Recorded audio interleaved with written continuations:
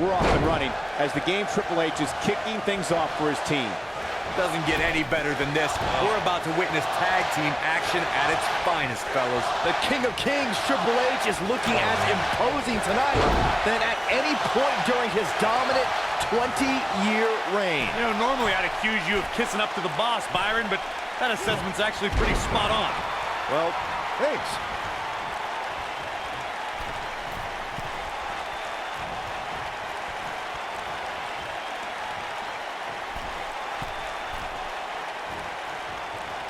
Most of the truly great tag teams in sports entertainment created a double-team finishing maneuver. The spike pile driver from Anderson and Blanchard, the heart attack from the Hart Foundation, the rocker dropper from the Rockers, or the doomsday device from the Road Warriors. A team needs to have a tag team finisher and be able to execute that finisher on all types of opponents. He's stalking his opponent from the top turnbuckle. Corey, a few moments ago, you mentioned some of the great tag team finishing moves in sports entertainment history. Don't forget about the 3D from the Dudley Boys, or the double drop kick from the 2017 WWE Hall of Famers, the Rock and Roll Express. In tag team action, like in singles competition, once a duo nails their opponent with their finisher, that should signal the beginning of the end. It can take a long time for a tag team to decide on a double team finisher, but I agree. A team needs one, and it should be something that can be administered to any opponent. That's when a finishing move is truly effective. And since we're talking about tag teams, remember you and your partner have until the referee's 5 count to execute the move.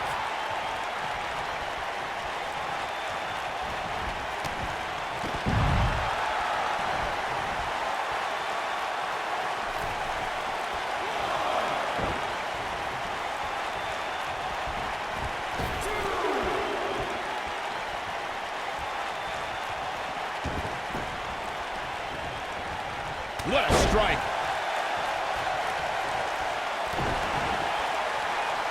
What a stomp! Good grief!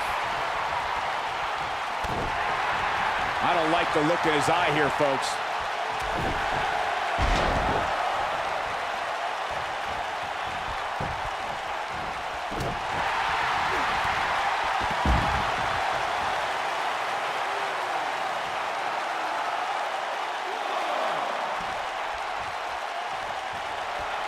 When a superstar is in a tag team match and has endured heavy amounts of punishment, they must find a way back to their corner to tag their partner. Something that they have to try is doing create separation between them and their opponent. That space gives a superstar the ability to move and catch their breath. Oh, that was a vicious shot.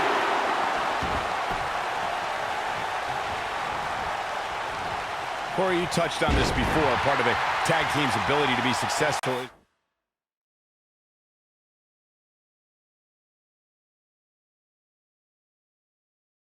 their ability to endure punishment and make their way to their partner when they need to tag out.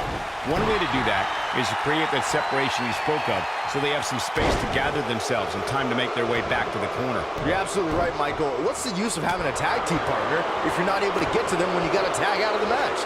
Getting that separation is key in breaking any momentum your opponents could have, may be the difference between a win and a loss, maybe even more. Shawn Michaels.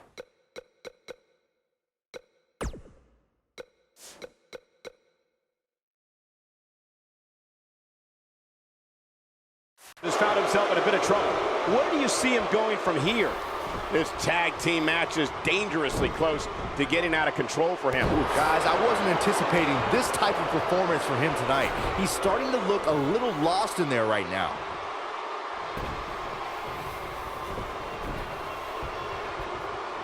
In off the tag.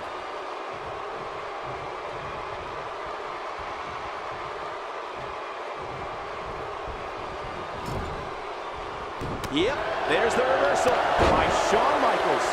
Taken off his feet here. And it's moves like that that make him so dangerous. Look out!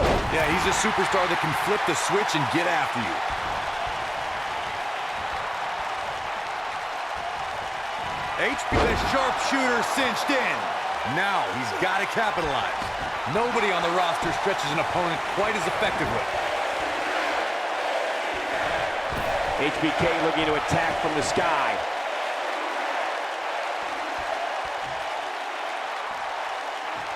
Incoming. Oh, just inflicting so much damage to the body. He's in trouble. Super kick. That's how you put an exclamation point on the end of a match, guys.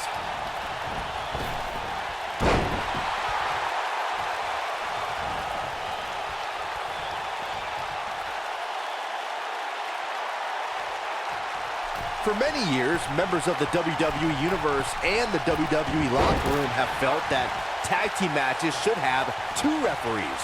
One referee is in the ring overseeing the action, and the other is located out on the floor, making sure teams follow the rules and do not engage in potentially damaging behavior. I think it's a good idea, something perhaps Mr. McMahon might want to consider. Byron, earlier you raised a point that people have been talking about for years, and that's a second referee being appointed to tag team matches. I remember WWE Hall of Famer and former WWE President Gorilla Monsoon used to express his strong advocacy for two referees being appointed to tag team matches.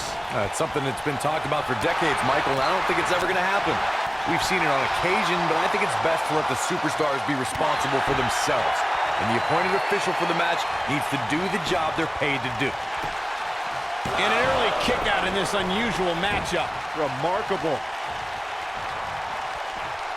Hooked up. So much damage inflicted. What a strike. Takes him down in a major way, too. Putting it all on the line. Look at this. Oh, boy, he is rolling. Beautiful technique. Oh, man, what a hit. Knock The cover. He gets the shoulder up before 3. Yeah, he's not done yet. Avoids trouble there. Whoa, down he goes. That was impressive, Cole.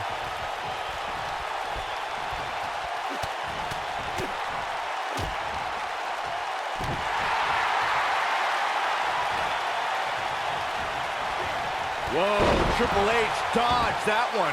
During the rivalry between the Hardy Boys and Cesaro and Sheamus over the Raw Tag Team... Oh, earth-shattering spine buster. I'm not sure how much he has left. Hopefully Razor can recover.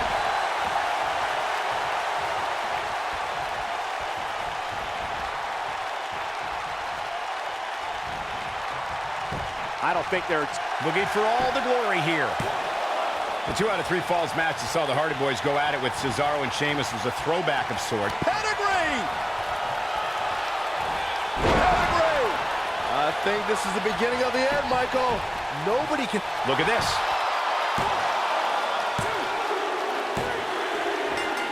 A win like that says a lot about a duo.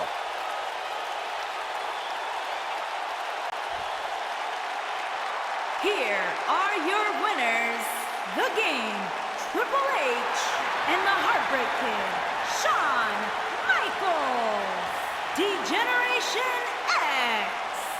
Triple H with the finishing touches on this one. They make it look so effortless in there. What an amazing duo. And that's yet another.